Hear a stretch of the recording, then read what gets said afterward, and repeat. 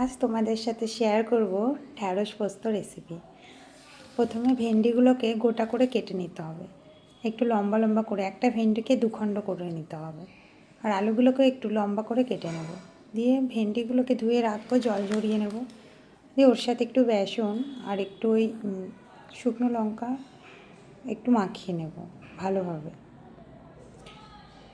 এবার কড়াইতে একটু কড়াইটা গরম হতে দেব, দিয়ে একটু তেল দিয়ে দেবো।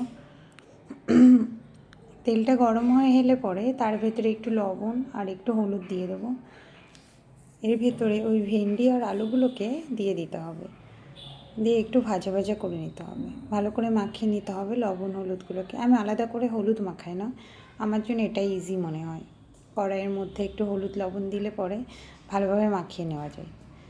এভাবে মাখিয়ে নিয়ে একটু ভালোভাবে ভাজা ভাজা করে নিতে হবে, কিছুক্ষণ ধরে ভাজতে হবে। এরপর আমি মিক্সচার গ্রাইন্ডারে একটু সরষে দিয়ে নিলাম। তারপর ওর ভিতরে জেকে পোস্তটা আমার খুব ভালো লাগে, 20 টাকা করে প্যাকেট নেয়, 20 রুপিস। আমি জেকে পোস্ত দিয়ে দিলাম 1 প্যাকেট, দিয়ে ওর সাথে একটা কাঁচা লঙ্কা দিয়ে দিলাম,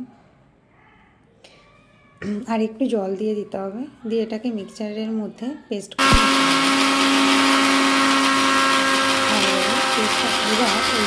ভাজা করছিলাম ওটাকে তুলে নেব।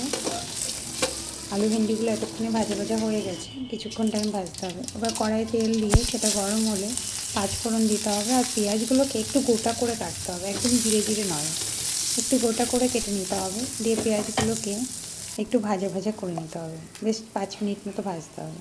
এবার এই যে পেস্টটা আমি করেছিলাম মিক্সচারে, ওই পেস্টটা দিয়ে দিতে হবে। পেঁয়াজগুলো একটু ভাজা ভাজা হয়ে এলে পরে ভালো করে নাড়াচাড়া করতে হবে, যাতে কড়াইয়ের নিচে না লেগে যায়। এই কষানো ব্যাপারটা যত ভালো হয় রান্নার, কিন্তু টেস্টটা এই কষানোর ওপরে ডিপেন্ড করে। মশলাটাকে ভালো করে, যে কোনো রান্নায় মশলাটাকে একটু ভালো করে কষিয়ে নিতে হবে। এর ভিতরে একটু লবণ আর একটু হলুদ দিয়ে দেবে, যে যেরকম কালার পছন্দ করো। অনেকে সাদা পোস্তর কালারটাই অনেকে পছন্দ করে, তারা হলুদ দেবে না। আমি একটু হলুদ দিই আর কি, মাও দেয়, পুরো সাদা পোস্তটা খায় না।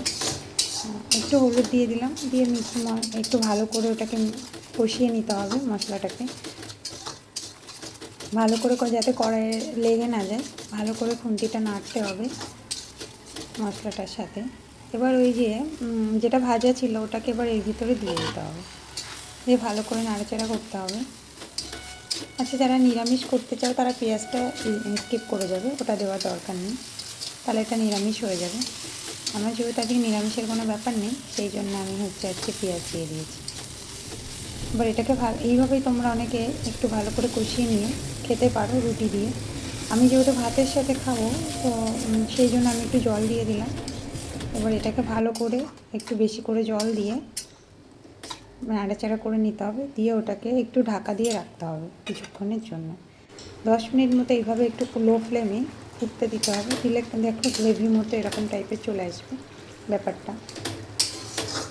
আর আলুগুলো সেদ্ধ হয়েছে কিনা একটু দেখে নিতে হবে, একটু লবণ মিষ্টি দিয়ে এটাকে টেস্ট করে দেখে নিতে হবে টেস্টটা কেমন আছে, দিয়ে নামিয়ে নিতে হবে।